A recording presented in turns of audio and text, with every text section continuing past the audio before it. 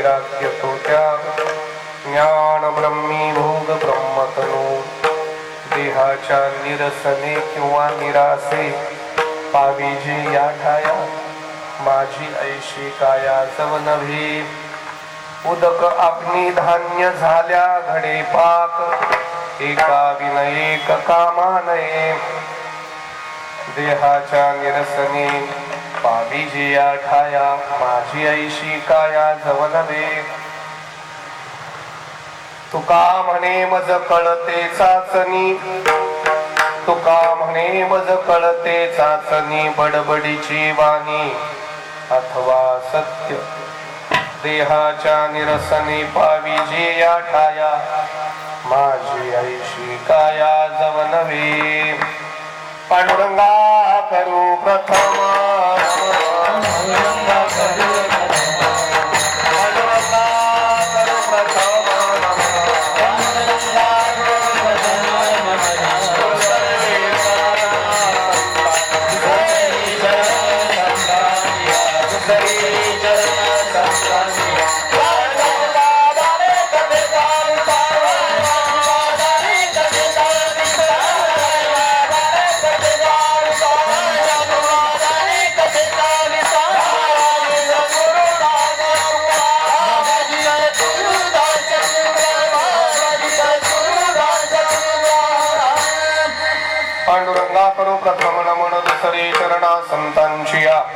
त्यांच्या कृपादाने कथेचा विस्तारू बाबाजी सद्गुरुदास तुका भक्ती ते नमन वैराग्य तो त्याग ज्ञान ब्रह्मी भोग ब्रह्मतनु देहाच्या निरसने पाविजे या ठाया माझी ऐशी काया जव नव्हे वैराग्यशी परममूर्ती संत श्रेष्ठ जगद्गुरु तुकोबाराय महाराज यांचा अत्यंत महत्वाचा अतिशय प्रासादिक अतिशय गोड चार चरणाचा भक्तिशास्त्रातले अति महत्वाचे भक्ताचे लक्षण सांगणारा नवे नवे भक्तीची सर्वोच्च अवस्था सांगणारा हा महाराजांचा गोड अभंग आदर्श संकीर्तन सेवेकरिता आपण गायला आहे. परम आणि पावन असलेलं श्री क्षेत्र गव्हाण या पावन गावी प्रतिवर्षाप्रमाणे श्रीमान रामशेठ ठाकूर प्रतिष्ठान आयोजित संचलित हा उत्सव सत्ता कमिटी वारकरी भाविक परिसरातील श्रोते सर्वांच्या उपस्थितीमध्ये विशेषत्वाने भगवान परमात्म्याच्या कृपेने साधू संतांच्या आशीर्वादाने संपन्न होत आहे. आजची ही संकीर्तनाची सेवा इको कमी करा, इको नको मला आजच्या आणि थोडा आवाज असा कडक करा. अत्यंत महत्वाचे लक्षण किंवा भक्तांचेच लक्षण किंवा भक्तीचं परिपूर्ण अंग असलेले भक्तिशास्त्रातले आदर्श महापुरुषाचं लक्षण जगद्गुरु तुकोबाराय आपल्या समोर मांडताय. या संकीर्तना करता उपस्थित असलेले सर्व ज्येष्ठ श्रेष्ठ विशेष करून हरिभक्तिपरायण माझे आदरणीय वंदनीय बाबा खास आलेले आहेत. बाकीची ही मंडळी सर्वच आलेली आहे. अतिशय सुंदर चाल महाराजांनी म्हटलेली आहे. सर्व चेहरे पाठातले आहेत. नाव कदाचित आठवत नसतील. सर्व टाळकरी वृंद आहेत. इकडेही टाळकरी आहेत, विनेकरी आहेत, चौकदार आहेत. माझे जीवलग संमित्र हरिभक्तिपरायण रामकृष्ण महाराज घरती आलेले आहेत. हार्मोनियम वरती आहेत. सुंदर दोन पखवाज वादक आहेत. नाव फक्त माहित नाही, पण आधी मी पखवाज वाजवलेला आहे माझ्या कीर्तनात. सर्वांच्या चरणाचं दर्शन घेतो. थोडस आपण खेडीमेडीच्या वातावरणामध्ये महाराजांच्या या अभंगाचं चिंतन माझ्या नाथ कृपेने भगवत कृपेने करण्याचा प्रयत्न करू. मस्तक हे पायावरी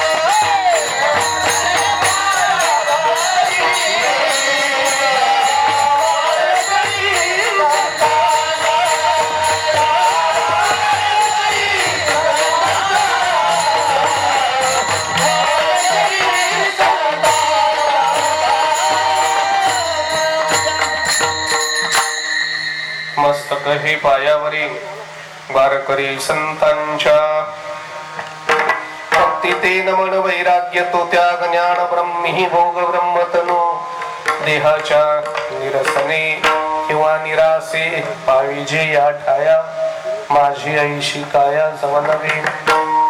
या अभंगाच्या द्वारा मी आधी बोलून गेलो आपल्याला. जगद्गुरु तुकोबाराय महाराज आपल्याला काही भक्तांची आणि भक्तीची लक्षणं सांगतायत.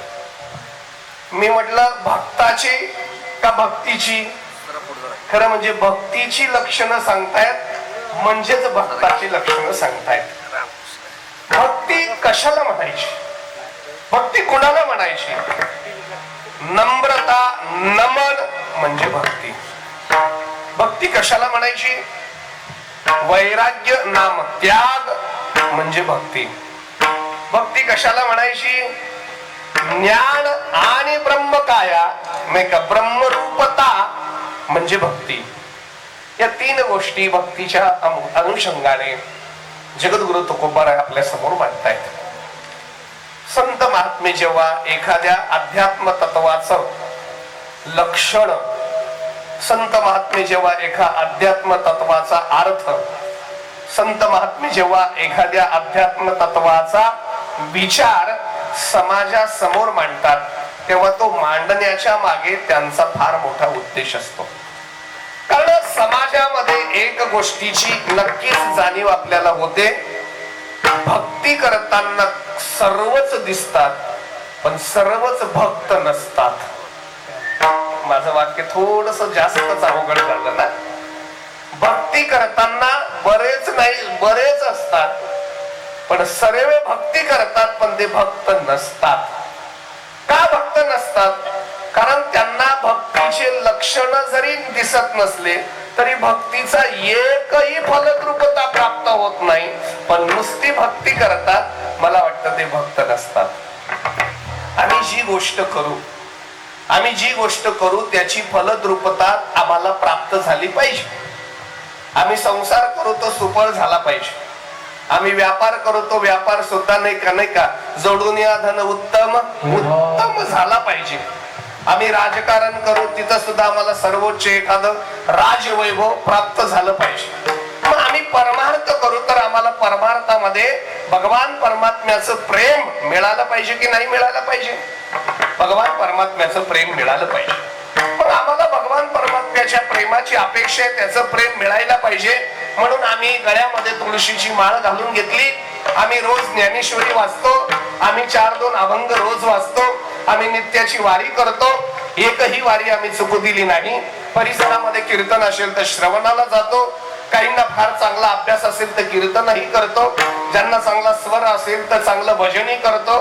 ज्यांचा हातामध्ये कला असेल, हात ज्यांचा जगन्नाथ असेल तर पकवाजही वाजवतो. आम्ही वेगवेगळ्या अंगाने वेगवेगळे भक्तीचे अर्थात परमार्थाचे साधन करतो. आम्ही परमार्थाचे साधन वेगवेगळ्या अंगाने करतो. पण एकंदरीत अवलोकन केलं तर ती परमार्थिक साधन तितकी फलद्रूप होताना किंवा झालेली आम्हाला दिसत नाही. काय वाटतं तुम्हाला? आणि काय याच्या बाबतीत काय मत? याचं अवलोकन चिंतन कोणी करत नाही ही बाब सोडून द्या विषय. पण जगद्गुरु तुकोबाराय ही कीर्तन करायची, आम्ही कीर्तन करतो. पण त्यांच्या कीर्तनामध्ये प्राप्त झालेली एक विशिष्ट अवस्था असेल, एक अधिकार असेल, तो अलीकडे आमच्या कीर्तनात प्राप्त होत नाही. त्यांच्या वाणीमध्ये असलेलं जे एक प्रभुत्व असेल, त्यांच्या बोलण्याच्या नाही का वक्तृत्वामध्ये जे समाजाला आकर्षित करून घेण्याचं आकर्षण असेल, हे आम्हाला दिसत नाही महाराज तेवढ्या प्रमाणात.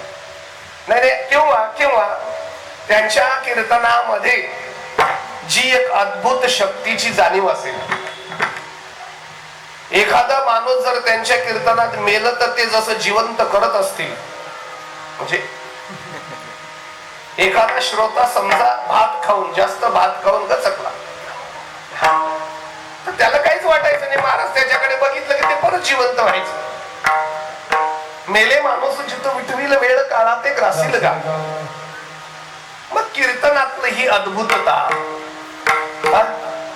किंवा ज्ञानेश्वरीचं चिंतन करत असताना म्हणा, ही सर्व संत मंडळी तीच साधना करत होती, तीच साधना आम्ही परंपरेने करतो आहोत. पण त्यांची अनुभूती काही वेगळी होती आणि आम्हाला त्या अनुभूतीचा लवलेज म्हणजे थोडीही ती अनुभूती आम्हाला येत नाही. याचं काय कारण असेल आणि याचा विचारही कोणी करत नाही, हेही बरं आहे महाराज. त्याचं काय कारण असेल, थोडीशी प्रस्तावनेकडे लक्ष द्या. आम्ही का असं होत, भक्ती करतो आम्ही, मग नेहमी भक्ताच्या अंगाची लक्षणं आम्हाला का उमटत नसतील किंवा आमची भक्ती परमात्म्याला का आवडत नसेल. याचाच अर्थ संत महात्म्यांनी म्हणजे जगद्गुरु तुकोबाराय ज्ञानोबारायांनी जो भक्तीचा प्रवाह विचलित केला, जो भक्तीचा प्रवाह व्यापकतेने केला आणि तो परमात्म्यापर्यंत जाऊन पोहोचला आणि त्याचा आनंद परमात्म्याला झाला आणि या संत महात्म्यांनाही झाला. दुर्दैवाने आज ते घडत नाही. याचा अर्थ परमात्म्याला अपेक्षित असलेली, परमात्म्याला मान्य असलेली, परमात्म्याला आवडत असलेली भक्ती आमच्याकडनं होत नाही. ज्यांच्या कीर्तनामध्ये देव नाचत होता, आमच्या कीर्तनामध्ये अजून कधीच तो आला नाही. कीर्तन तेच आहे. नाही नाही नाही, माझं तर त्याच्यापेक्षा पलीकडचं महाराज रामकृष्ण महाराज, माझं तर त्याच्या पुढचं मत आहे. नका येऊ देव परमार्थामध्ये. अहो त्यांच्या घरी संसाराला मदतीला तो येत होता, आमच्या तरी संसाराला यावं.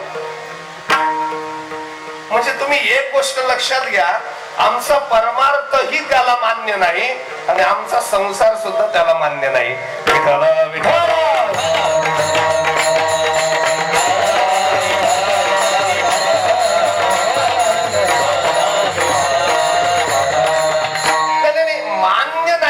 काय मान्य नाही म्हणजे संत महात्म्यांनी जे केलं ते आमच्याकडनं होत नाही आणि आम्ही जे करतो ते त्यांना मान्य नाही.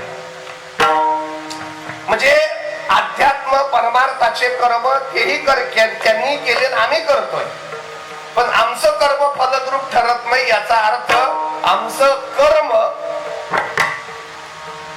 वाया तर नाही जात ना. खरंच विचार केला पाहिजे. वाया तर नाही जात ना आमचं कर्म. ज्या अर्थी ते परमात्म्यापर्यंत पोहोचत नाही, मला असं वाटतं वायाच जाते. एक महिला चुलीवरती दूध तापत होत, फारच दुधाला उकळी आली, तिचं लक्ष नव्हतं आणि एकदम लक्ष नसल्यामुळे उकळलेलं दूध ओतू गेलं. ना दूध वाढीता ठाव पावे, ते ओतोडीच आहे स्वभावे माऊली म्हणतात. ते दूध ओतू गेलं, ही बाई पळत गेली, पण तोपर्यंत अख्खं चुलीत पडालं, जळालं, राग झाली, कोळसा झाला दुधाचा. बाई वारकरी होती, गळ्यात माळ होती, म्हटले दूध बळालं तर बळालं, जळालं तर जळालं, काय जळू द्या, पण आता गेलं तर काय करणार, वाया कसं जाऊ द्यायचं. मग ती बाई बाहेर गेली, एक तुळशीचं पान तोडलं, हातामध्ये पाणी घेतलं, तुळशीचं पान ठेवलं आणि देवघरासमोर जाऊन गोपाळ कृष्णाच्या मूर्ती पुढे ते पान अर्पण केलं आणि कृष्णार्पण म्हणून टाकलं. माझं दूध कृष्णाला पोचलं. आता खरं सांगा, एवढा वेडा तो आहे का वेडपट तू आहे? जळालेलं दूध खाण्या इतका तो वेडाही नाही, गरीबी नाही. पण एक लक्षात ठेव, तुझं जो चुलीत जळालेला आहे आणि तू त्याला अर्पण करायला निघाली, असा वेडापणा करू नको. हे तुझं वाया गेलेलं कर्म आहे. हे तुझं वाया गेलेलं कर्म आहे. बरेच कितीतरी असं चिंतन असतं की आम्हाला परमार्थ केल्याचा आनंद होतो, पण तो परमार्थ होत नाही महाराज. 4-2 लोक पंढरपूरला निघाली. कधी न जाणारा माणूस एकदम रस्त्यात भेटला गावातला. म्हटले का हो, कुठं निघाले? म्हटले पंढरपूरला निघालो. अहो मलाही यायचं होतं, पण काय आम्हाला बोलवत नाही बा पांडुरंग तुमचा. दरवर्षी तयारी करावी पण काही जमतच नाही, अनेक वैताग, पैशाच्या अडचणी. पुढच्या वर्षी तरी बोलवा म्हणा, सांगा तुमच्या देवाला. हे टाळकरी म्हटले, हे बघा पुढच्या वर्षाचं कोणी बघितलं. आता गाडीत जागा आहे, 12 शीटाची गाडी केली आणि 11 शीटच आम्ही आहे. असंही 1 शीट रिकामच आहे. यायचं असेल तर बसा. अहो नाही म्हणले पैशाची फार. अहो पैशाचं सोडा, रिकाम शीट आहे, तुम्ही रिकाम्या शीटावर फुकट बसा आणि फुकट चला. या काय बिघडणार आहे? आम्ही जाणार जो गाडी तर अशी चाललीच आहे. तो म्हणलं खरंच? म्हणलं खरंच. फुकट म्हटल्यावर त्या क्षणी गाडीत बसलं. फुकट पंढरपूर होते, निघाला पंढरपूरला. तिथं पोहोचला, मुक्काम खोलीवरती झाला. पहाटे स्नानाला निघाले. चंद्रभागेच्या स्नानावर, आता चंद्रभागेच्या तीरावर प्रचंड गर्दी. एवढ्या गर्दीमध्ये लोटालोटी चंगराचंगरी आपले कपडे काढले. चंद्रभागे माईचं दर्शन घेतलं. स्नानाला गेला, स्नान करून आला. पुन्हा कपडे घातले आणि कपडे घातले आणि खिशात हात घातला आणि चेहरा पडला. आता खिशात हात घातल्यावर का चेहरा पडला? कारण एका चोरट्याने त्याचा खिसा कापला. खिसा कापला त्याचा. असाच हात गेला खाली. वैतागलं ते. आता काय करावं? पंढरपूर आहे, लाखोने लोक आहेत. आता इथं बायको हरवली तर सापडत नाही, खिशातले पैसे कुठं सापडायचे? ते म्हणले मरू दे, आता जाणार तर नाही. त्याने सर्व टाळकऱ्यांना जमा केलं. ते म्हणले फार बरं झालं बरे बाबा हो, तुम्ही आयुष्यात तुमचे उपकार विसरणार नाही. बरं म्हणले काय झालं? नाही नाही, तुम्ही बरं झालं मला पंढरपूरला घेऊन आला. हा सोहळा कधी बघितला असता मी. हा सुख सोहळा स्वर्गी नाही, स्वर्गात गेलो असतो तरी. अरे तू काय स्वर्गात जातो, तू नरकात गेला असता. हा सुख सोहळा मला बघायला मिळाला, आनंद झाला. रात्री कीर्तनाचा आनंद घेतला. चंद्रभागा माईचं स्नान झालं आणि रात्रीच्या महाराजांनी जे सांगितलं ना कीर्तनात, ते मी पक्क डोक्यात ठेवलं. काय सांगितलं? अहो ते नाही का सांगत होते महाराज, येथे एक शीत दिदले अन्न, कोटी कुळाचे होय उद्धरण, कोटी याग केले पूर्ण.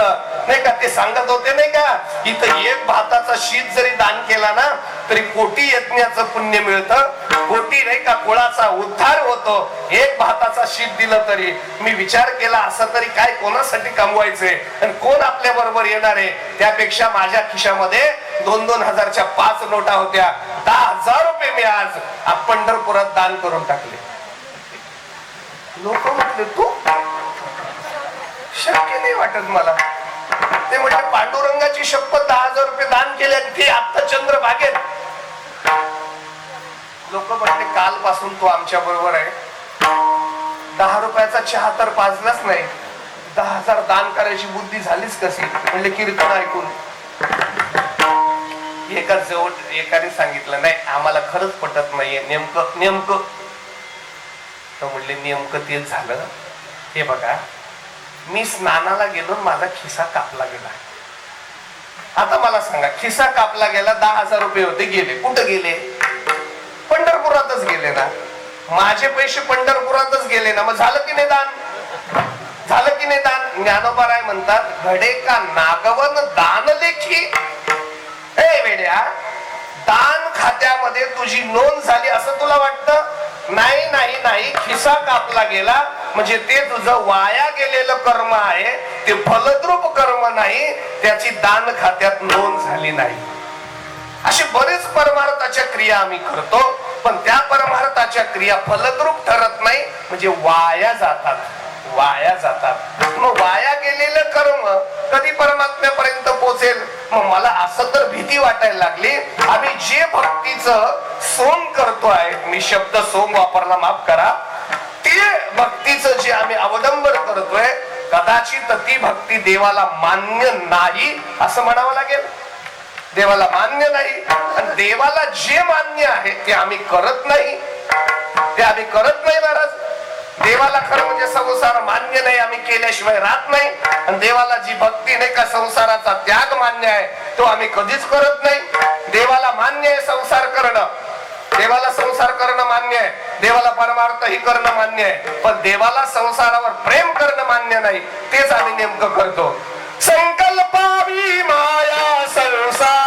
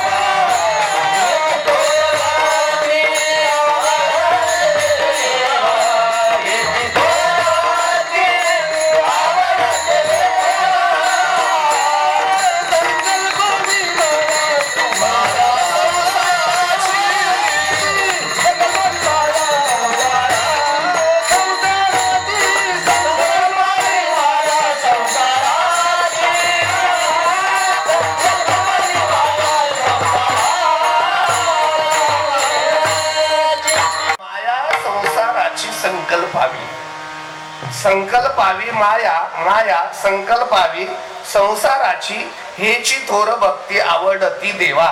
देवाला हेच आवडतं की संसारावर प्रेम न करणं, संसार करणं. पण संसारावरचं प्रेम देवाच्या ठिकाणी लावणं, देवावर लावणं हे देवाला आवडतं. मग प्रत्येक जण स्वतःलाच प्रश्न विचारा, मी संसारावर प्रेम करतो का देवावर करतो? मला माफ कराल की एक वाक्य विचारू का? अजून एक प्रश्न स्वतःच्या मनाला विचारा, मी संसारावर प्रेम आहे म्हणून परमार्थ करतो का परमार्थावर प्रेम आहे म्हणून संसार करतो? स्वतःने स्वतःला विचारा, कुणालाच याचं उत्तर सांगू नका. आलं, मिळालं उत्तर? मिळालं ना उत्तर? शेरे सांगतात, संसारावर प्रेम आहे म्हणून परमार्थ करतोय आम्ही. म्हणजे माफ करा, पण संसारासाठीच परमार्थ करतोय. कसं देवाला आवडेल महाराज? कसं देवाला आवडेल तुम्हाला? कधी कधी मला सांगा, भक्ताची यादी केली, जशी नगरपालिकेची पंचायत समितीच्या याद्या होतात ना मतदाराच्या, भक्ताची यादी केली. पण त्या भक्ताची यादीमध्ये 4च लोक आले हो महाराज. 4च नाव यादीमध्ये आली. अनन्य ममता विष्णू प्रेम संगता भक्ती तुझे भीष्म प्रल्हाद उद्धव नारद ही 4च नाव आले होत्या भक्तीमध्ये. कोण? भीष्माचं नाव 1 नंबर आलं, उद्धवाचं आलं, प्रल्हादाचं आलं, नारदाचं आलं. बाकीचे कुठे गेले? 4 नाव आले भक्तीमध्ये, बाकी कुठे गेले? देवाला ह्या 4घांचीच भक्ती आवडली. याचा अर्थ असं समजू नका भीष्माची आवडली म्हणजे भीष्माच्या परंपरेत सर्व आले, प्रल्हादाच्या परंपरेत सर्व आले, उद्धवाच्या परंपरेत सर्व आले आणि नारदाच्या परंपरेत सर्व कीर्तनकार यावे अशी माझी तरी अपेक्षा आहे. म्हणजे सर्व आले, पण आम्ही त्या परंपरेत येत नाही, त्या यादीत आमचं नाव नाही. याचा अर्थ आमची क्रिया, आमचं भक्ती देवाला मान्य नाही, देवाला मान्य नाही. का आली हो ही मंडळी त्यांच्या यादीमध्ये? का आली? या मंडळीने नेमकं काय केलं हो? खरं सांगा मला. नेमकं प्रल्हादाने मठ बांधला, नेमकं प्रल्हादाने मंदिराचा कळस सोन्याचा करून दिला का उद्धवाने देवाला प्रचारामध्ये मदत केली? नेमकं काय केलं? का नारदाने स्वतःच्या कीर्तनाच्या पाकिटातले अर्ध पाकिट देवाला दिलं? नेमकं काय केलं या मंडळीने? म्हणजे देवाच्या यादीत एवढे 4 आले, नेमकं केलं काय हो या मंडळीने? या मंडळीने नेमकं तेच केलं. काय केलं? अन्याभिलाषितम शून्यम ज्ञानकरमाधि अनावृत्तम अनुकूलेन कृष्ण अनुशीलनम भक्ती उत्तमाः. या लोकांनी उत्तम भक्ती केली. त्या लोकांनी काहीच केलं नाही, उत्तम भक्ती केली. उत्तम भक्ती केली म्हणजे नेमकं काय केलं? या जगतावर बघताना, या जगताकडे बघताना तुच्छ भावनेने बघितलं आणि परमात्म्याकडे बघताना आदर आणि प्रेम या भावनेने बघितलं. जगत यांना शून्य वाटलं आणि परमात्मा तत्व हेच फक्त आपलंस वाटलं, नाही का? अगदी अगदी तुम्हाला सांगतो, विश्वातले भोग सुद्धा ज्यांना तुच्छ वाटले, अष्टभोग भोगने माते नाही चाड, भक्ते प्रेम गोड ले लगे माय. यांनी हेच केलं महाराज. त्याच्या पलीकडे सांगू का महाराज? यांनी स्वतःच जीवन त्या परमात्म्याला देऊन टाकलं महाराज. जीवीची या जीवा प्रेम भावाची या भावा तुझ वाचोनी केशवा अनुनावडे. महाराज, जगातली काहीच वस्तू यांच्या आवडीची नाही राहिली. यांची आवड परमात्मा झाला आणि तो एकविधतेने झाला. अन्याश्रणाम त्यागो अनन्यता. अन्याश्रयाचा त्याग केला, नवे नवे सर्वस्वाचा त्याग करून अनन्यतेने परमात्म्याला स्वीकारलं आणि म्हणून हे परमात्म्याचे भक्त झाले. म्हणजे नेमकं काय झालं? परमात्मा यांना आवडायला लागला. यात नवल नाही, परमात्म्यालाच हे आवडायला लागले. विठ्ठल विठ्ठल.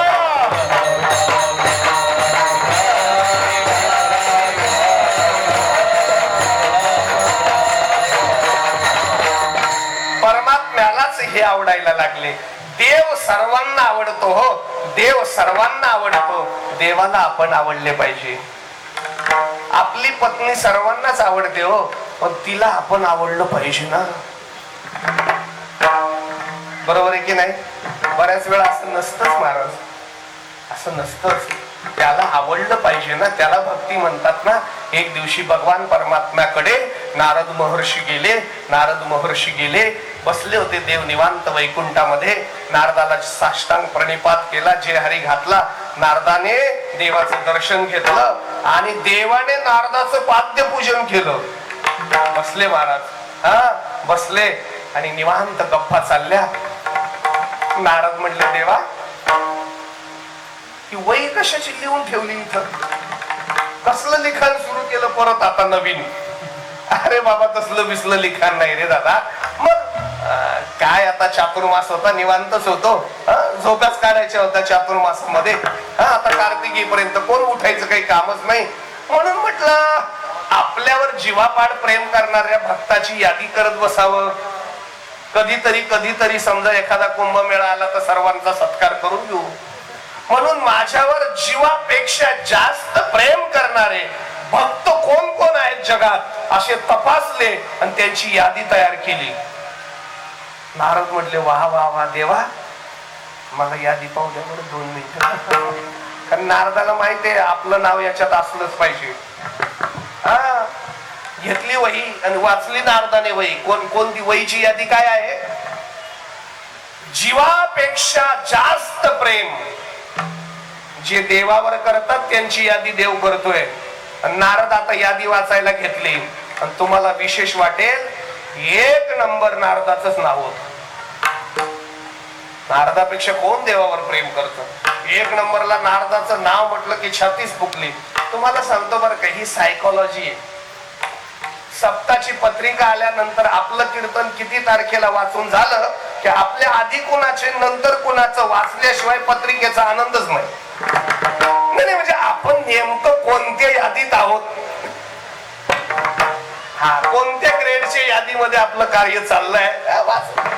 जर भक्तावर प्रेम करणाऱ्याची यादी आहे, देव भक्तावर प्रेम करतो, त्या भक्तांची यादी आहे, माझं नाव नंबर 1 ला आहे. तर नारदाला वाटलं संजय नाना दोंडगेचं आहे की नाही बघावं. म्हणून नारद खालचे नाव वाचायला लागले. वाचले नारदाने, वाचले नाव. नारदाने डोक्याला हातच लावला. देवाकडनं गडबडच झालेली दिसते बरं का, कारण महत्वाचे नाव टळले वाटतं. 1 नाव अपेक्षित होतं नारदाला, पण ते नावच दिसेना. पुन्हा एकदा गॉगल लावून वाचलं, नावच नाही. वही ठेवली. म्हटलं देवा एवढीच वही आहे का अजून काही? एवढीच वही आहे का अजून काही? अजून एक वही आहे म्हणे, पण ती जरा कपाटामध्ये अतिशय नाजूक पेटीमध्ये जपून ठेवली मध्ये. अरे बापरे, ती आधीची आहे का? दाखवा ना देवा, जरा वाचू द्या ना. वाच की बाबा, मी तुला कशाला अडवू. ती अतिशय बंद कपाटातली वही काढली, नारदाने उघडली. मुलायम कपडामध्ये आच्छादित केलेली नाही का, आणि फुलाने अशी सजवलेली ती वही काढली. आणि त्या वहीत एकच नाव, पुन्हा नावच नाही, पण जे नारदाच्या डोक्यात होतं तेच नाव त्या वहीत होतं. मग नारद म्हटले, देवा जरा बोलू का तुम्हाला? म्हणले काय? एवढी वही जागा होती, दुसरी वही कशाला केली? पहिल्या वही जागा होती, दुसरी वही कशाला केली? देव म्हणले तसं नाहीये, आधीची वही दुसरी आहे, पहिली वही दुसरी आहे. मग तुम्ही आधीची यादी वाचली, ती मी ज्यांच्यावर प्रेम करतो, माझ्यावर जे प्रेम करतात, आधीची यादी वाचली. माझ्यावर जे जीवापाड प्रेम करतात त्यांची यादी आहे. आणि ही कपाटातली जी वही वाचली ना, मी ज्यांच्यावर जीवापाड प्रेम करतो त्यांची यादी आहे. एकच नाव होतं फक्त, हनुमंतराय. विठाला विठाला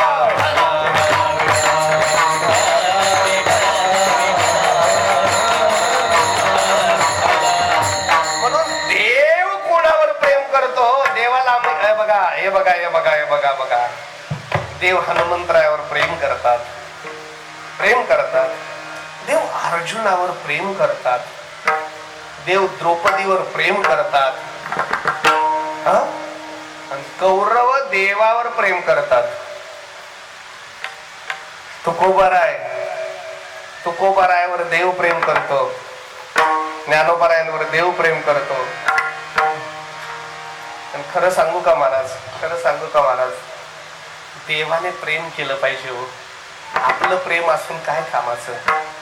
मग त्याने प्रेम करावं असं वाटत असेल ना, त्याने जवळ घ्यावं असं वाटत असेल ना, त्याच्या खास यादीत आपण असावं असं वाटत असेल ना, तर त्याला वाटते तशी भक्ती आम्ही केली पाहिजे. म्हणजे काय माहितीये का महाराज, माझं कीर्तन पुढच्या वर्षी व्हावं असं मला वाटत असेल तर मी आता काय केलं पाहिजे आई साहेब? नाही, माझं कीर्तन पुढच्याही वर्षी व्हावं असं जर मला वाटत असेल तर मी काय केलं पाहिजे? तुम्हाला अपेक्षित असलेलं कीर्तन आता केलं पाहिजे. लोकांना अपेक्षित असलेला पखवाज यांनी वाजवला पाहिजे. लोकांना आवडणारं गाणं यांनी गायलं पाहिजे. याचा अर्थ तुम्ही समजून घ्या, लोकांना गाणंच आवडतं, पण आवडणारं गाणं गायकाच्या आश्रयित आहे म्हणून तो व्यक्तिगत तो गायक आवडतो. लोकांना कीर्तनच आवडतं, पण आपल्याला अपेक्षित असलेलं कीर्तन एखाद्या कीर्तनकाराच्या आश्रयित आहे म्हणून महाराष्ट्राला तोच कीर्तनकार विशेष आवडतो. म्हणजे गाणं आवडतं म्हणजे गायक आवडतो, कीर्तन आवडतं म्हणजे कीर्तनकार आवडतो, वादन आवडतं म्हणजे वादक आवडतो. तशी देवाला अपेक्षित असलेली भक्ती आवडते म्हणजे भक्तच आवडतो.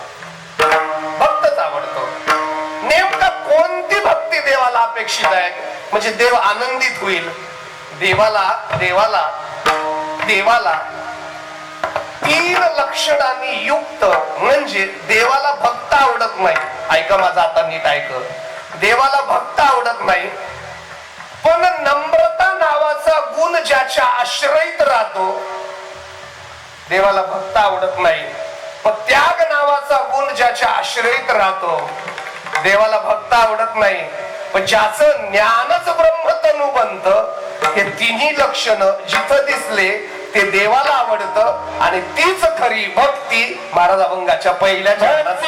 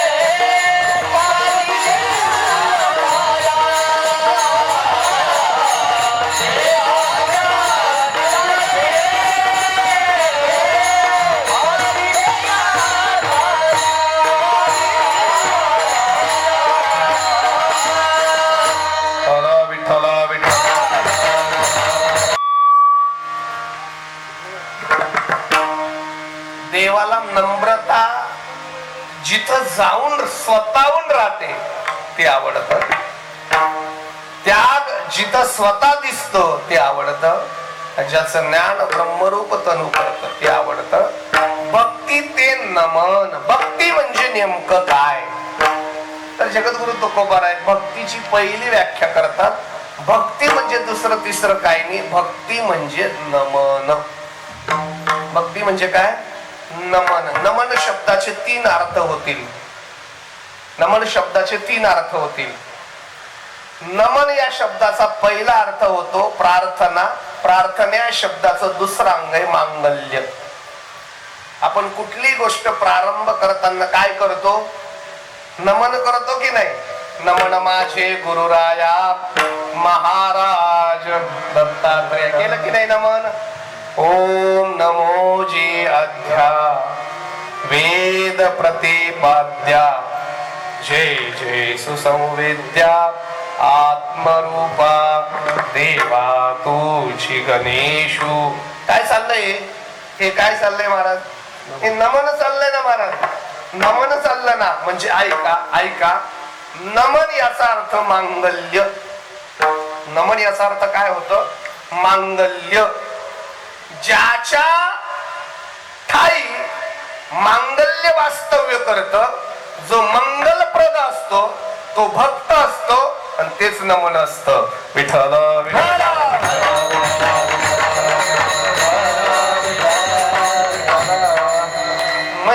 म्हणजे अमंगल जिथं स्पर्श सुद्धा करत नाही, जे कायमच मंगल असतं ते भक्त असतात. भक्त कायम मंगल आहेत. कधी भक्त अमंगल झाले का? पवित्र तो देह वाणी कधी कधी त्यांचा देह अपवित्र नाही. आम्ही स्मशानात जाऊन आलो तर अपवित्र होतो. आम्ही सुटकी माणसाला स्पर्श केला तर अपवित्र होतो. पण ते कायम पवित्र आहेत महाराज. पवित्र कायम पवित्र आहे तिथं. कायम मंगल आहे तिथं. कधी अमंगल नाही महाराज. कधीच अमंगल नाही. उलट अमंगल तिथं आलं तर तेही मंगल होतं. तेही मंगलमय होतं. म्हणून भक्ती ते नमन. नमन नाम मंगल. मंगल जिथं आहे तो भक्त. अजून एक अर्थ करू आपण. चला. भक्ती ते नमन म्हणजे नेमकं काय हो? भक्ती ते भक्त. भक्ती ते म्हणजे भक्त ते बरं का. भक्ती ते म्हणजे भक्त ते कोणते भक्त? न मन. न मन स्वतःच मन ज्यांचं शिल्लकच राहत नाही. न मन ते भक्त.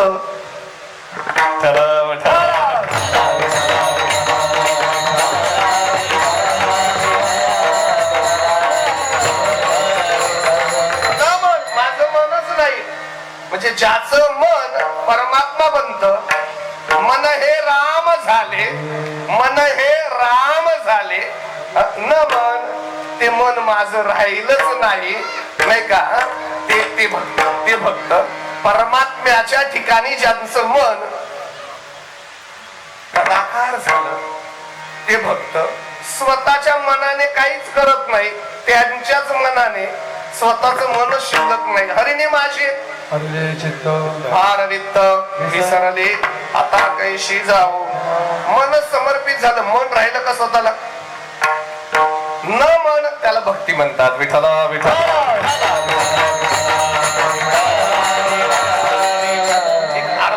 अर्धाच मिनिट घेतो. मन स्वतःच राहत नाही ते भक्त होतात. अर्धाच मिनिट घेतो. नगर जिल्ह्यामध्ये धानोरी नावाचं एक गाव आहे. कोपरगाव तालुक्यात येतं ते. तिथं एक शेतकरी शेती काम करत होता. 2च मिनिटं पटकन ऐका, वेळ तर बंद. एक शेतकरी शेती काम करत होता. दुपारी नेमकं त्याने आऊत, आमच्याकडे आऊत म्हणतात, काय होतं इकडे, नांगर आऊत सोडला असं. आणि आपल्या सौभाग्यवतीने दिलेला शिदोरी एका झाडाखाली सोडली आणि खायला बसला भाकरी. तितक्यात एक साधू आला. एक संन्यासी बुवा साधू आला. अलक निरंजन भिक्षान दे. ए बाबा असेल तर दे रे काही जेवायला. तो शेतकरी म्हणले तू इथंच टपकला का? गाव दिसलं नाही का तुला? ये मर बस. कारण आम्ही आम्ही शेतकरी आहेत, आम्ही कोणासमोर अन्न आमच्या पोटात जाऊ शकत नाही, बस. पण आता बस तर म्हटलं, पण भाकरी एकाची पाठवलेली आणि खायला किती झाले? 2. शेतकरी म्हटले आता मला थांबावं लागेल, तुझं पोट भरेपर्यंत तू जेव, उरलं तर मी खाईल. त्याला वाढलं, अहो महाराज काय नाही, चटणी भाकर लोणचे कोथिंबीरी काय असेल ती खाल्लं त्या साधूने. साधूही असाच होता, अख्खच खाल्लं. खाऊन साफ झालं, कपडा असा हलवला. आमच्याकडे त्याला कुरधन म्हणतात, इकडे काय म्हणतात माहित नाही, पण फकड काय म्हणतात, हडका मोकळा झाला. जाऊ दे आता, साधू तृप्त झाला, त्याला आनंद वाटला. शेतकऱ्याने पाणी पिलं. आता तो साधू तृप्त झाला. एक सांगू का महाराज, साधू तोच असतो जो 1 वेळेच्या अन्नाने सुद्धा तृप्त होतो. 1 लाखाची देणगी देऊन सुद्धा 1,11,000 कर म्हणतो, तो साधू नसतो. पण अजून एक सांगू का महाराज, या जगामध्ये तुम्हाला कोणाला संतुष्ट करायचं असेल, कोणाला तृप्त करायचं असेल, तर एकच काम करू शकतात, तुम्ही त्याला अन्नदान करा. तुम्ही त्याच्या मुखामध्ये घास भरवा, तो त्यानेच तृप्त होईल. त्याचं पोट भरलं की तो म्हणतो बास आता. नाही तर बाकी तुम्ही जमिनी द्या, बंगले द्या, पैसा द्या, सोनं द्या, गाड्या द्या, घोड्या द्या, येऊ द्या येऊ द्या येऊ द्या, पण पोट मात्र भरलं की आता नको, म्हणजे तृप्त होतो. तो साधू त्या शेतकऱ्याच्या अन्नाने तृप्त झाला. त्या शेतकऱ्याला म्हटले, बाबा तू मला एवढ्या दुपारी उन्हात अन्न दिलं, असं मला काही जाता येणार नाही, तुला काय याच्या बदल्यात देऊ बोल. तो शेतकरी म्हणला, तुला संध्याकाळचं मिळतं का बघ. हा, हातात काय नाही भिकारड्या, माझं दुपारचं खाल्लं ना, आता वरून मला सांगतो तुला देऊ का, काय आहे तुझ्याकडे, ते म्हणले असलं जाणार नाही. कारण शास्त्र असं आहे, कोणाचंही अन्न विना मोबदला खाऊ नये. सप्त्यात सुद्धा फुकट पंक्ती जीव नये. कमीत कमी झाडावं, तडे कसटही टाकावी, टाळ वाजावा, नाही जमलं तर कीर्तन तरी ऐकावं. फुकट जीव नये. हा, मोबदला द्यावं, नाही तर त्या अन्नाला. पण तो साधू म्हटलं तुला काहीतरी घ्यावंच लागेल. तो शेतकरी म्हणला, का रे सप्ता बिप्ता आहे का तुझा, असला तर देऊ का मी काही धान्य, तू निघ बरं, डोकं खाऊ नको. तो साधू म्हटला मी जात नाही तुला काहीतरी दिल्याशिवाय. तो शेतकरी म्हटला मी काहीच घेऊ शकत नाही, मला 100 एकर जमीन आहे, तू काय देणार आहे मला, निघ. तो साधू हट्टाला पेटला, तुला काहीतरी घ्यावंच लागेल. शेतकरी म्हटले तू काय देणार आहे. शेवटी वाद विकोपाला गेला. शेवटी तो साधू म्हटला, माझ्याकडून घेत नसेल तर मग तू मला देतोयस ना, देतो का. तो शेतकरी म्हटला म्हणाल ते देतो. तू म्हटली ना अख्खी आळंदीची पंगत कर एकटा करतो. हा बोल काय करू. तो साधू म्हटले आधी वचन दे, मी जे मागेल ते द्यावं लागेल तुझ्याकडे. अरे देतो बाबा. वचन घेतलं त्या साधूचं, म्हणजे शेतकऱ्याचं. आणि तो साधू म्हटलं काही नको देऊ, तुझं मन मला दे, काही नको देऊ, तुझं मन मला दे. तो शेतकरी म्हणले जाय, दिलं माझं मन तुला, निघ. गेला निघून साधू महाराज. दिवसभर आऊत हाकललं, संध्याकाळी आऊत सोडलं, नागर खांद्यावर घेतला, बैल कासरा धरला आणि म्हटले चला घराकडे निघावं. आणि त्याला दुपारचं आठवलं, अरे बापरे मी घराकडे चाललो असं कोण म्हणतंय, माझं मन म्हणतंय, मी तर ते साधूला दिलं दुपारी. मी जर साधूला दिलं दुपारी तर हे घराकडे चल,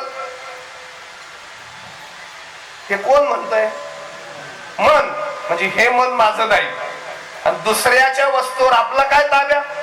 जे साधूला देऊन टाकलं ते आपल्याला कसं कामी. माझं मन म्हणतं घराकडे चाल, पण हे माझं नाही, हे तर त्याच आहे, मी त्याला दुपारी दिलं. तसंच उभा राहिला. म्हणजे घरी खाली तरी बसावं. खाली बस म्हटला की खाली बस कोण म्हणतं, मन. आणि हे तर माझं नाही, खाली कसं बसू. ते आऊत घेऊन बैल घेऊन तसाच उभा राहिला. आणि फक्त कीर्तन होईपर्यंत नाही, 12 वर्ष तसाच उभा राहिला. मनच नाही तर मी काय करू. 12 वर्ष उभा राहिला. वारुळ अंगावर चालून आला, तसाच तो गुप्त झाला. पण 12 वर्षाने तो साधू पुन्हा आले. साधूने बघितलं, तो वारुळ ओगडा केला आणि त्याच्यामधले ते तेजपुंज रूप काढलं. त्याच्या डोक्यावर वरदहस्त दिला आणि त्याला गुरुमंत्राचा नाथ संप्रदायाची दीक्षा दिली. आणि त्याला सांगितलं तुला आता देण्याची वेळ आली. तू मला मन दिलंय ना, तू आता मला मन दिलंय ना, मी तुला हे विश्व दिलं. जाय, चंद्र सूर्य असेपर्यंत तुला मृत्यू येणार नाही. अजरामर असा तो शेतकरी. म्हणजे नाथ संप्रदायातलं अडभंग नाथ आहे, लक्षात ठेवा. अडभंग नाथांनी किती काय दिलं? न मन स्वतःच ठेवलं नाही, त्याला हे चिथो नाही का, हीच भक्ती म्हणतात. भक्ती ते नमन नाही का. चला ओवी पाठ आहे तुमची, ओवी सांगतो चला.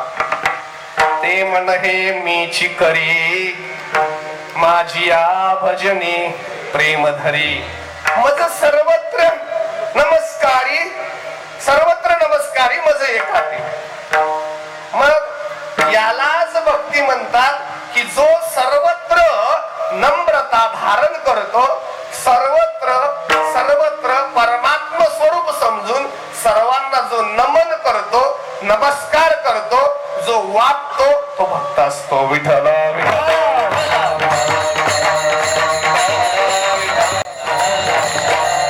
भक्तीच्या नमनचा तिसरा अर्थ समोर आला. पहिला अर्थ मांगल्य, दुसरा अर्थ न मन, मन न माझं, आणि तिसरा अर्थ भक्तीचा आता येतोय समोर. भक्ती म्हणजे नमन, भक्ती म्हणजे नम्रता, भक्ती म्हणजे नमस्कार, भक्ती म्हणजे नम्रता. कुठे नम्रता? चला तुकोबारायांची एक व्याख्या सांगतो मला भक्तीची. तुकोबारायांनी अशीच एक भक्तीची व्याख्या केली. भक्ती ते नमावे जीव जंतू भूत, शांत निवृत्त काम क्रोध, शांत निवृत्त काम क्रोध, शांत निवृत्त काम क्रोध. भक्ती ते नमावे जीव जंतू भूत, शांत निवृत्त काम क्रोध, शांत निवृत्त काम. भक्ती ते तुकोबाराय म्हणतात, भक्ती ते कोणती भक्ती? भक्ती ते नमावे, भक्ती ते नमन, भक्ती ते नमावे जीव जंतू भूत. भक्ती ते जीव नमावे, भक्ती ते जंतू नमावे, भक्ती ते भूत नमावे. कसे नमावे? शांत होनी ऊत काम क्रोध, काम क्रोध ऊत, ऊत म्हणजे बाहेर, काम क्रोध शांत करून बाहेर टाकावे, आणि बाहेर टाकले की जीव जंतू भूत नमावे, ते भक्ती. विठ्ठल विठ्ठल.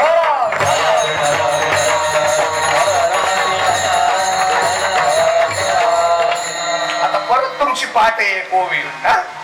भक्ती ते नमावे जीव जंतू भूत, सर्वांची पाठ आहे ओवी. आठवते का तुम्हाला? सांगू का? जे जे भेटे भूत ते ते माने जे भगवंत. समजावं त्याच्यात तो अजून म्हणजे जरी असला तरी जाणीव नाही. जो वाकत, काही माणसं वाकत नाही महाराज, फार ताट हो, फार ताट, फार टाईट, फार टाईट, वाकत नाही महाराज. का हो? ते लाटणं माहितीये का तुम्हाला? लाटणं, लाटणं नाही, माफ करा, तुम्हाला कसं काय लाटणं माहित ना? तुम्ही थांबा. तुम्हाला लाटणं तुम्हाला तर माहिती आहे ना, मला माहित नाही. मुंबईमध्ये तुम्हालाही लाटणे माहित असतील तर मला काय माहित नाही बरं का. म्हणजे काय मुंबईमध्ये एकमेका सहाय्य करू. हा लाट नाही का, ती मळून देते, हा लाटून घेतो नाही का, ती कपडे धुते, हा फरची पुसून घेतो, असं ना. ती कपडे टाकते, हा भांडे धुतो, असं चालतं ना. हो म्हणता तुम्ही कुशल. जाऊ दे, काय आपल्याला लाटण्याशी घेणे, काय करायचं महाराज. लाटणं कसं असतं आईसाहेब? लाटणं कसं असतं? पण ते असं लांब असतं, बरोबर आहे ना. आणि त्या लाटण्याचा आकार कसा असतो? गोल असतो. ते लाटणं मध्ये कसं असतं? फुगलेलं असतं का? आणि बाजूला कसं असतं? बारीक असतं. म्हणजे लाटणं मध्ये जाड असतं आणि बाजूला नाही. सर्वेच लाटणेमध्ये जाड असतात का? सर्वेच लाटणे? नाही नाही नाही नाही, मला लाख रुपये पगार आहे, कसा वाकू मध्ये जाड? मी महाराष्ट्रात प्रसिद्ध आहे, कसा वाकू मध्ये जाड? मी काय चाल गायली, कसा वाकू मध्ये जाड? 25 कोटीची प्रॉपर्टी आहे, कसा वाकू मध्ये जाड? लाटणे ऐशे नलवी पाथरू जेवी केंद्रवी. लाटण्यासारखा वाकत नसेल ज्ञानोबा, त्याला भक्त म्हणायचं काही कारण नाही. म्हणा भक्ती ते नमन. भक्ती म्हणजे फक्त वाकणं, आणि जे वागतं ना तेच टिकतं या जगामध्ये. वागतं तेच टिकतं. माझा काही संबंध नाही, पण सांगू का एक गंमत तुम्हाला घडलेली? सांगतो. विठ्ठला विठ्ठला.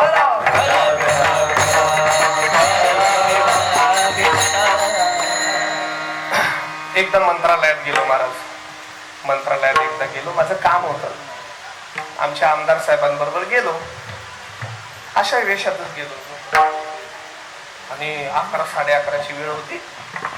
भराभर भराभर गाड्या यायच्या त्या मंत्राच्या, लाल दिव्याच्या मंत्री महोदयांच्या. ते उतरायचे, धाडा धाडा धाडा चालायचे. दोघी बाजूला असे असे टाळकरी उभे राहतात ना, तसे ते सिक्युरिटी उभे दोघी बाजूला. आणि मंत्री असा गेला की ते सिक्युरिटी असं ते मंत्री बघायचं सुद्धा नाही त्यांच्याकडे, त्याचं ते निघून जायचं. आम्ही उतरलो, मी चाललो महाराज. चालल्यानंतर काय झालं, एका सिक्युरिटीने मला बघितलं. त्याने कुठे बघितलेलं असेल का काय मला माहिती नाही, तर त्याने याच्यावर काय अंदाज बांधला असेल. त्याने ती रायफल अशी बाजूला ठेवली, पळत आला. तिथं पाय पडला, माझ्या पायावर डोकं ठेवलं. डोकं ठेवलं माझ्या पायावर. मी म्हटलं साहेब साहेब साहेब, अहो वाकू नका, हे मंत्रालय आहे. ते म्हणले अहो नका महाराज, एकदा दर्शन घेऊ द्या, असं नका, असं बोलू नका. अहो तुमच्या पायाचं दर्शन कुठे भाग्य महाराज, तुम्ही आज आलातच कसा इकडे, आमचं भाग्य. नाही तर हे चरण कुठे इकडे येतात? आचरण आहे ते चरण इकडे नाही ना महाराज. 4G आहे ना जिओ, सर्च करत जा. आचरण आहे ते चरण कुठे इकडे येतात? मी म्हटलं अहो पण इथं वाकणं बरं नाही हो, इथं वाकणं बरं नाही. नाही हो म्हणले महाराज, समाधान वाटतं. आणि बघा महाराज, वाकायचं काही वाटत नाही. तुम्ही बघितलं ना, आम्हाला रोजची सवय झाली महाराज. हे मंत्री आल्या की मी रोज वागतो म्हणे, रोज वागतो, आणि आम्हाला काही वाटत नाही महाराज. आणि खरं सांगू म्हटलं महाराज, आम्ही रोज वागतो ना म्हणून रिटायर होईपर्यंत टिकतो म्हणे. हे आत्ता गेले ते कधीच वाकत नाही म्हणून 5 वर्ष सुद्धा टिकत नाही. नाही नाही नाही नाही, तुम्हाला जर टिकायचं असेल ना तर पहिले वाकायला शिका. नम्र झाला भूता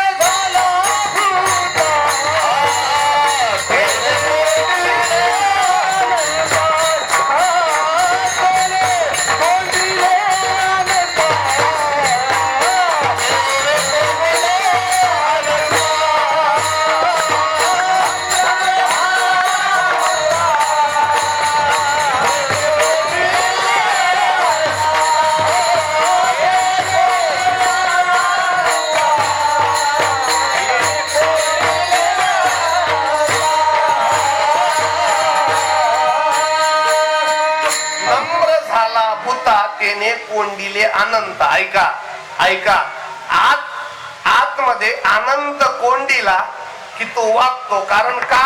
अनंताचं वजन आहे आणि वजनाने माणूस वागतो. अनंताचं वजन आहे, तो अनंत आहे, तो आत आहे म्हणून वजन आहे. वजनानेच माणूस. 2 झाडं सांगतो तुम्हाला. वेळूचं झाड कधी वागताना बघितलं का? वेळू वेळू वेळू माहितीये तुम्हाला? वेळू वेळू पताकाच्या काठीला असतं ते काय? हा, बांबू म्हणतात का? माऊली त्याला ज्ञानेश्वरी मध्ये वेळू म्हणतात आणि आमच्याकडे वेळूच म्हणतात. ऐका, ते बांबू कधी वागताना दिसलं का तुम्हाला? ते ताटच सरळ सरळ का वागत नाही माहितीये? माऊलींनी शोध लावला त्याचा. एकची वेळे वेळू झाडे वांज जैसी. ते वांजोट आहे, वांजोट. त्याला फळ येत नाही, फुल येत नाही. वेळूला फळ दाखवा बरं मला. वेळूचं फुल दाखवा बरं. नाही नाही, फार ऊन झालं म्हणले जरा वेळूच्या फळाचा ज्यूस घेऊ. महाराज, वेळूच्या झाडाला फळ नाही म्हणून ते कधीच वाकत नाही. आता मला सांगा, सूर्यफूल बघितलं का तुम्ही? सूर्यफूल ते कधी सरळ बघितलं का? ते एवढंच नाही, कधी कधी आमच्या कीर्तनात सुद्धा सूर्यफुलं होऊन जातात लोक. हा, हे बघा,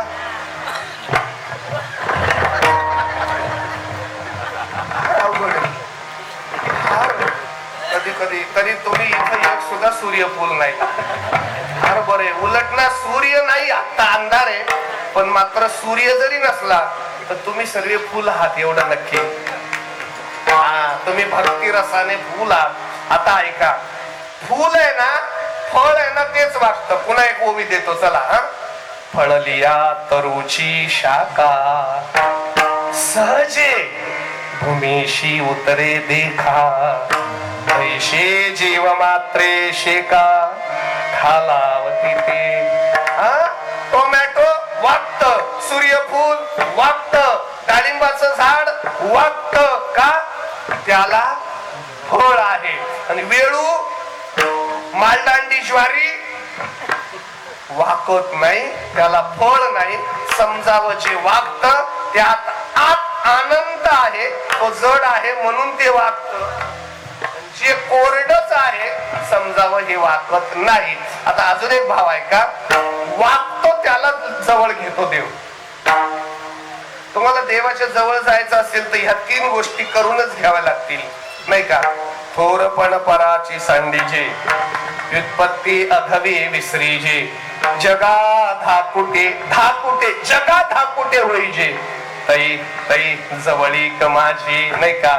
भक्ती ते नमन, नाही का? अजून सांगू, बस झालं नमन. नमनवरच आवरलं आपलं, आता काय राहिलं? संपला वेळ माझा. अजून तर अजून सांगू, अजून एक सांगतो, चला चला. तुम्ही आल्या ना कीर्तनाला, आहे की नाही? आता हे तुमचं लेकरू आहे वाटतं ना? लेकरू आहे का पुतण्या आहे? मुलगा आहे ना तुमचा? एवढं काय लाजता मग? तुमचंच आहे ना? मला एक सांगा, हा मुलगा आहे, लहान आहे का? आहे की नाही? हा, या मुलाला का बरं जवळ घेतलं या ताईंनी? सांगा बरं. तो लहान आहे. या ताईंनी त्याला जवळ का घेतलं माहितीये? तो लहान आहे. तो लहान असला की आई काय करते? जवळ घेते. आणि मोठं झालं की आई काय करते? दूर करते. मग परमात्मा रूपी आईने तुम्हाला जवळ घ्यावा असं वाटत असेल तर स्वतः लहान व्हा. तो स्वतः लहान व्हा, नाही का? नाही का? विठ्ठला विठ्ठला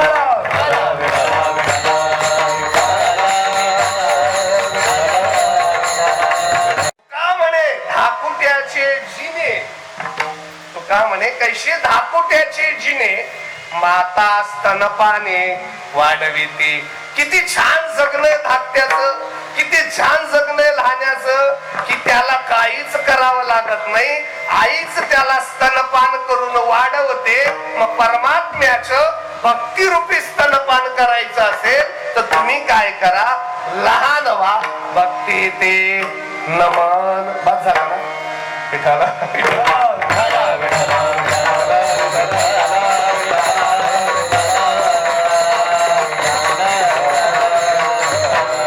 म्हणून एका ठिकाणी तुकोबाराने हात जोडले. लहानपण देगा देवा मंगी साखरेचा रवा. लहान भक्ती ते नमन, वैराग्य तो त्याग, ज्ञान ब्रह्मी भोग, ब्रह्मतनु विठोबा रखुमारे.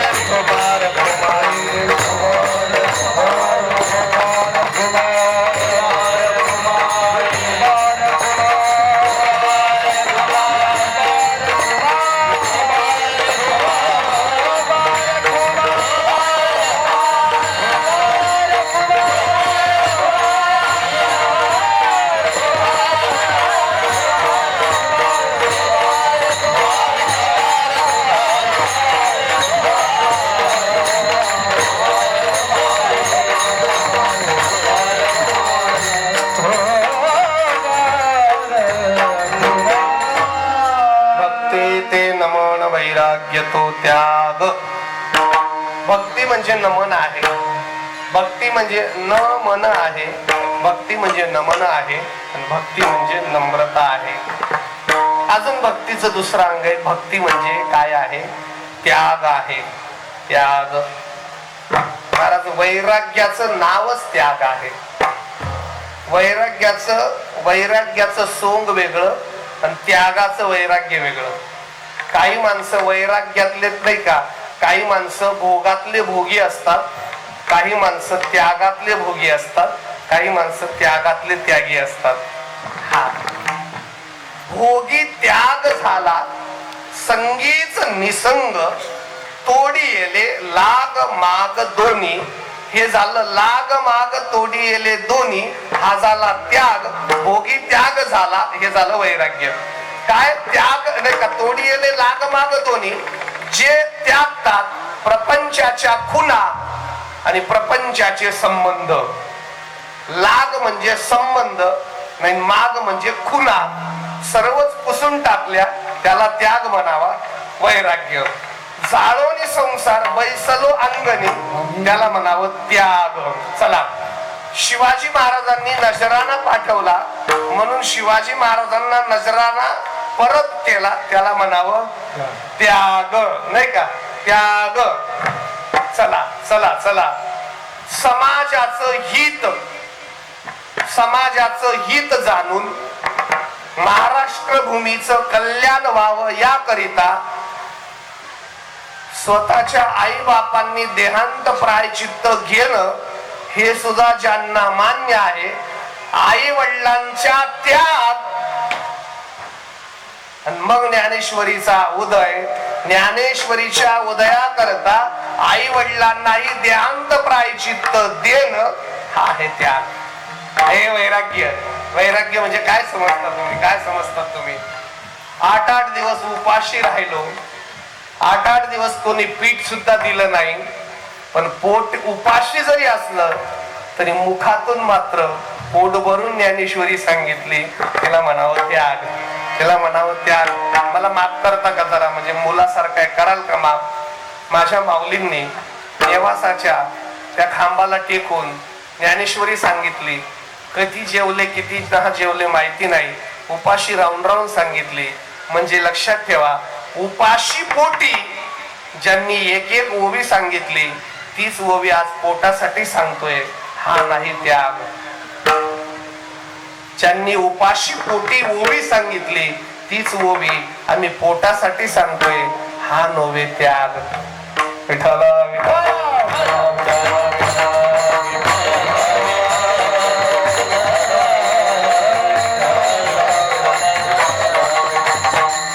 अजून त्याग. एका ठिकाणी एका विकाराच्या दृष्टीने त्याग सांगू का?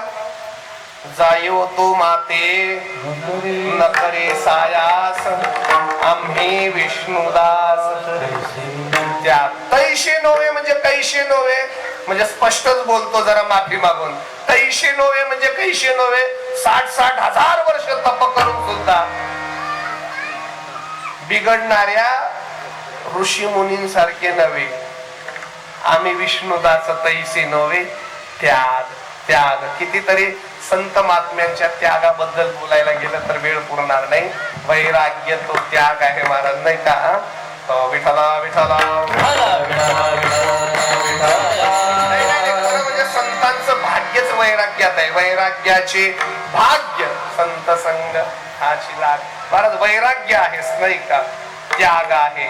आणि तिसरी गोष्ट तिथं प्रत्यक्ष ज्ञान आहे. ज्ञान ब्रह्मीभोग ब्रह्मतनु, देहाच्या निरासे पावी जे या ठाया, माझी ऐशी काया जवनये. वेळ संपलाय, पण मला तरी 5 मिनिटं बोलायचंय, कारण मी 8:15 विना घेतला, 10:15 सोडतोय. म्हणजे 2 तास.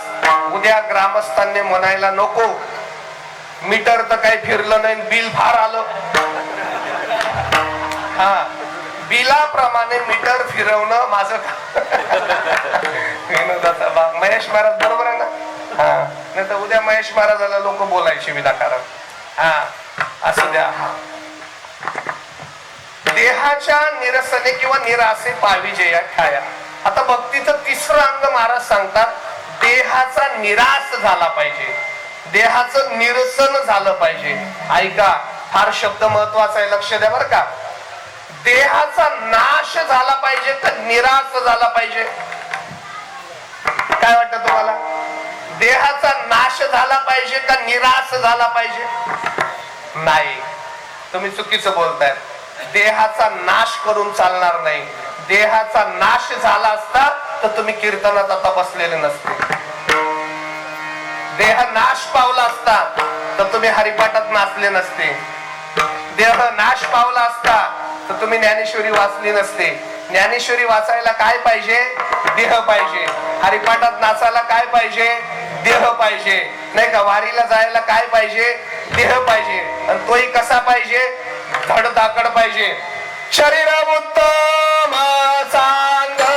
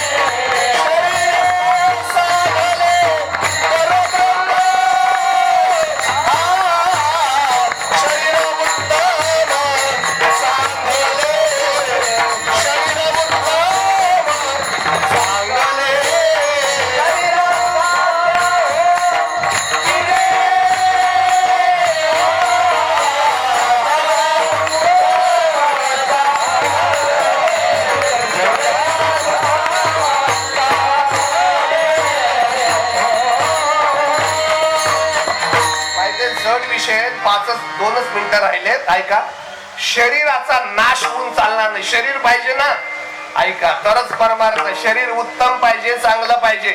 उत्तम पाहिजे म्हणजे माणसाचं पाहिजे, डुकरा कुत्राचं मांजराचं नाही. उत्तम पाहिजे म्हणजे माणसाचं पाहिजे, आणि चांगलं पाहिजे म्हणजे सदृढ पाहिजे, तरच परमार्थ करणं शक्य आहे. म्हणजे शरीर पाहिजे. नारद म्हणतात देहाच्या निरासे निरसने, म्हणजे देहाचा नाश नाही करायचा, मग देहाचा विसर पाडून घ्यायचा. देहाचा नाश नाही करायचा, मी देह आहे असं निराश करायचा. देवाता ऐसा परी उपकार,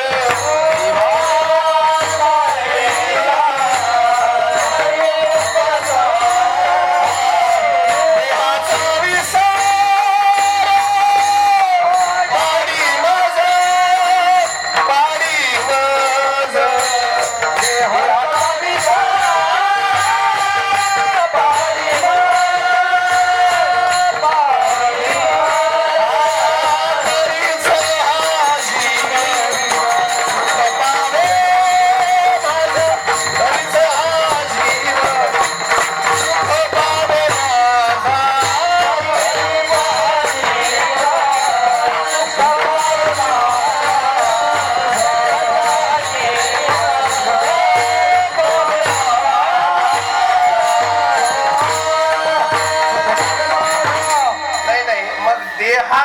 विसर पाडायचा, देहाचा नाश नाही करायचा.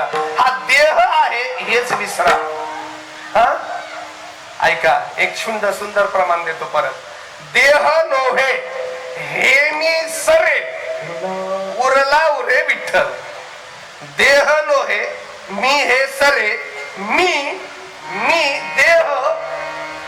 देह नोहे हे सरे, मी देह नोहे हे सरे, मग उरला उरे विठ्ठल.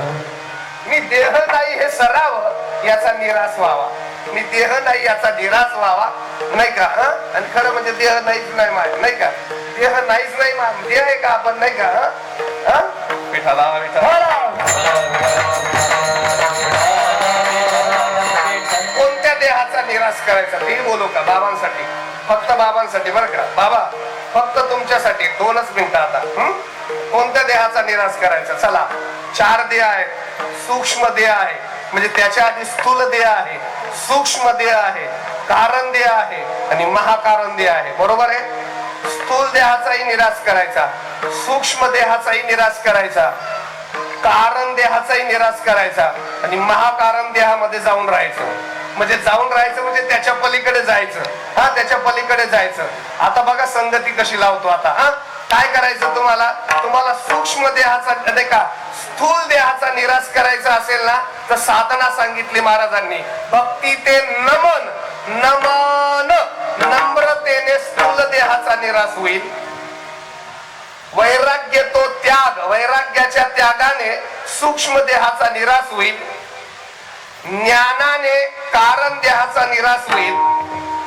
आणि मग कारण देहाचाही निराश झाला तर महाकारण देहामध्ये अर्थात नाही का चिदानंद रूपा शिवोहम शिवोहम नाही का मी ब्रह्म नाही का देहा नाही का ब्रह्म तनु ब्रह्म रूप अहम ब्रह्मास्मी. मग ती ब्रह्म तत्व मी आहे.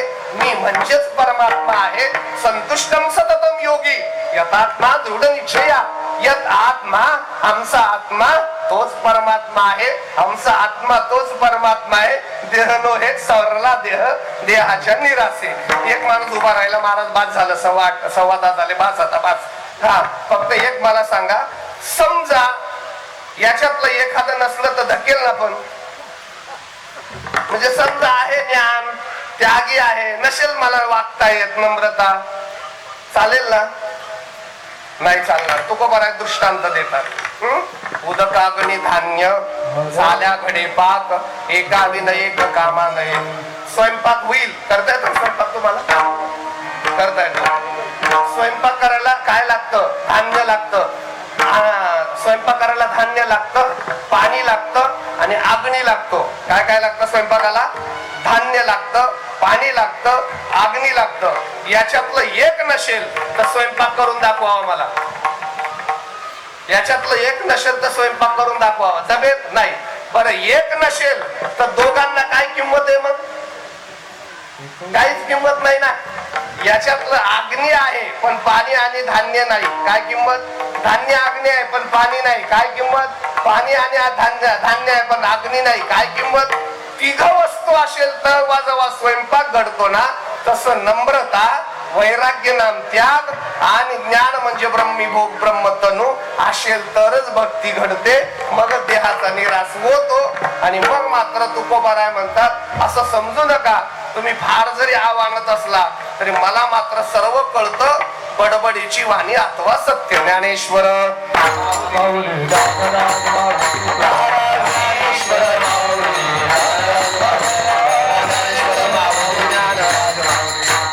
चाचणी, बडबडीची वाणी अथवा सत्य. चाचणी, चाचणी कशाला म्हणता इकडे? काय चाचणी? चाचणी स्वयंपाकाची घेतली जाते ना चाचणी.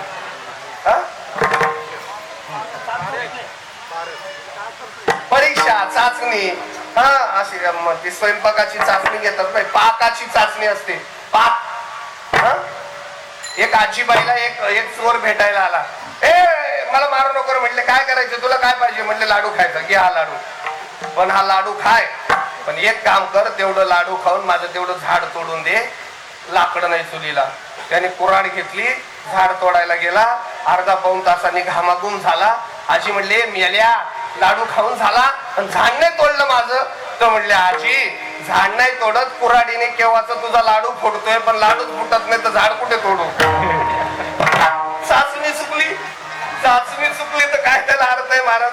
तुम्हाला बरं का रामकृष्ण महाराज म्हणजे साताऱ्याची इज्जत घालत नाही. पण मी एक साताऱ्याला गेलो होतो कीर्तनाला. म्हणजे इज्जतीचा प्रश्न आहे. सहज सांग, साताऱ्याला कीर्तनाला गेलो आणि एका घरी जेवायला बोलवलं. गेलो जेवायला आणि बसलो. त्या बाईने आमटी केलेली. आता ती साताऱ्याची आमटी साधी समजू नका तुम्ही. त्यातल्या त्यात त्या बाईची चाचणी चुकली होती.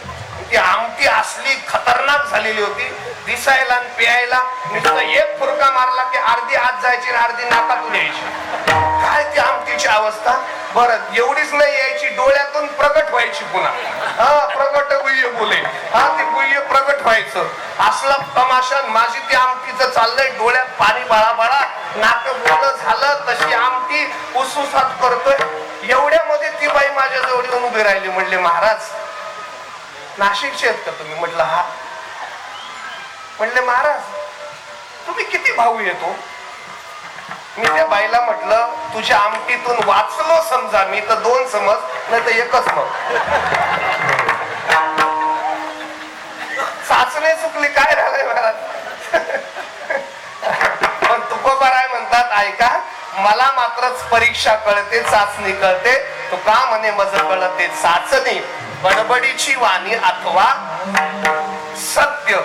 एक शेवटचं वाक्य नीट ऐका. ज्याला स्वयंपाकाची चाचणी कळते तो आचारी असतो. ज्याला स्वयंपाकाची चाचणी कळते तो आचार्य असतो. ज्याला भक्तीची चाचणी करते तो आचार्य असतो. तुकोबाराय भक्तिशास्त्रातले आचार्य आहेत म्हणून भक्तीची चाचणी आपल्याला शिकवतात. भक्ती म्हणजे नमन, भक्ती म्हणजे वैराग्य, भक्ती म्हणजे त्याग आणि भक्ती म्हणजे देहाचं निरसन.